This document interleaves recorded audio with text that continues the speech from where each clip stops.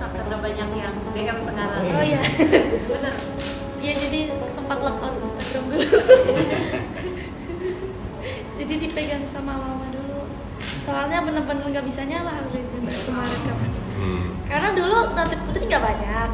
Notif putri paling banyak itu 1000-an, 2000. Sekarang? Alhamdulillah 10 juta lebih. Makanya langsung mati ya. Jaga. Peraih Golden Buzzer America's Got Talent, Putri Aryani ngadu ke Presiden Jokowi soal handphone miliknya yang rusak usai mendapatkan jutaan notifikasi di Instagram miliknya dari warganet di media sosial.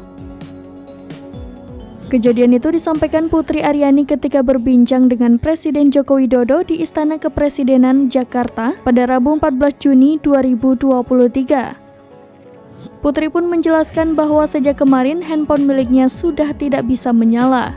Menurutnya, sebelum meraih Golden Buzzer, notifikasi yang diterimanya di Instagram sekitar 1000 sampai 2000. Namun, usai kejadian tersebut, notifikasi di Instagram @aryani_nisma_putri itu mencapai 10 juta lebih. Dikarenakan sebelumnya ia menghidupkan pesan notifikasi hingga handphonenya pun kini padam. Mendengar hal tersebut, Jokowi tertawa dan mengamini bahwa banyak notifikasi itu membuatnya terkejut.